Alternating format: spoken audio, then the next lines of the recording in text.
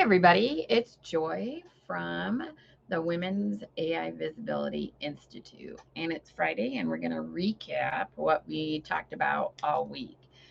And I think it's kind of interesting. I normally have a plan and a theme for a week, but this week I kind of jumped all over and it all kind of came together. So I want to talk about the things that came up this week.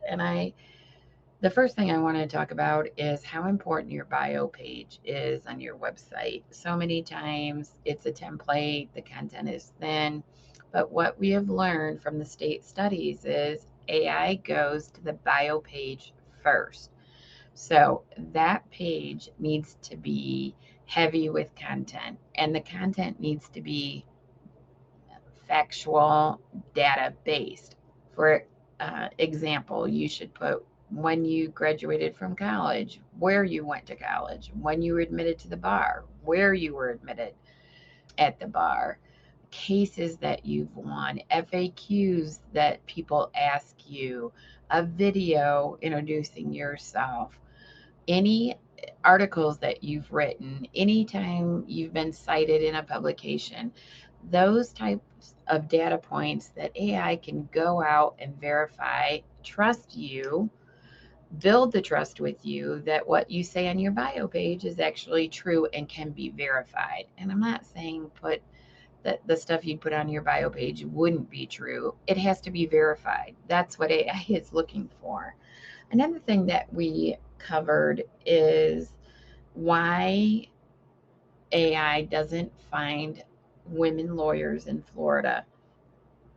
And that had to do with not having your own entity. And we talk about that throughout all of our state studies and our videos. But in Florida, it was really interesting. And the reason why it was interesting is Google has all this data. They own YouTube, they have Google Maps, they have Gmail, they have this ecosystem that pulls data that they could easily verify women attorneys based on their data ecosystem that they own.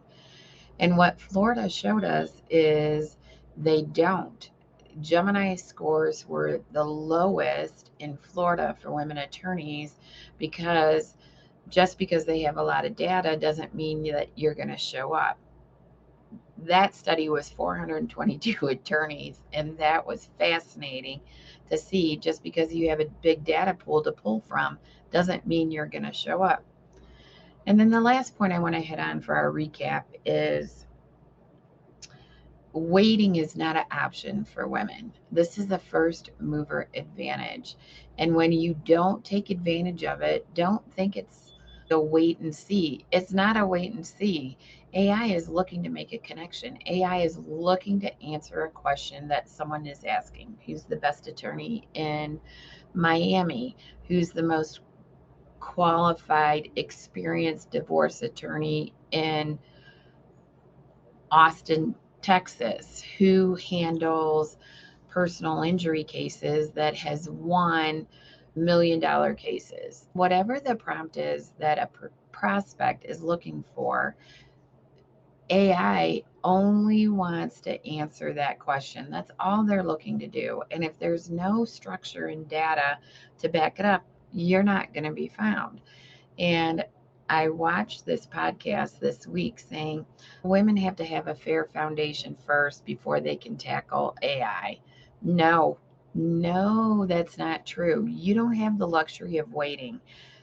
Not getting in the game is going to keep you out of the game because the bias in the data compounds over time. It doesn't lessen over time. And what I mean by that is the data is biased. We know that. It's historical, definitely biased. Women can't change that.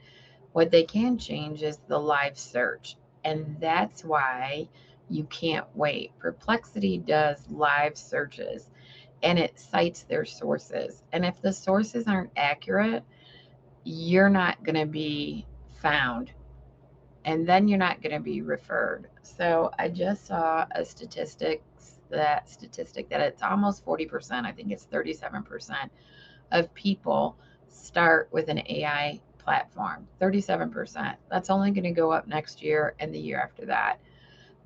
People are looking for an exact answer to what their question is, and AI is going to provide it.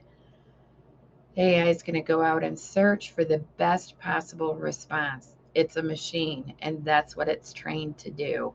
So if you think you can wait, please don't. Heed my warning. Once AI makes a connection of someone that they can verify, cite, trust, they're going to refer. And that means you're never going to get the call.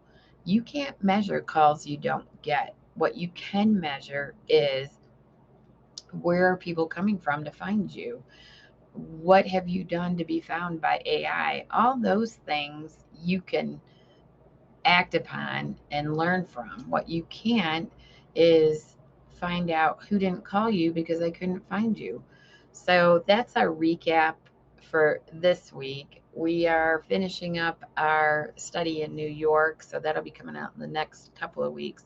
And one of the things that we're adding to the New York study is a male control group. So of the women that we studied in New York, we're creating a male control group to see how they compare. So I'm excited about that. We're always expanding our research as we go from state to state and learn more. So if you want more information, please feel free to email me, subscribe to our YouTube channel. We try to bring you the most up-to-date information as we're learning it.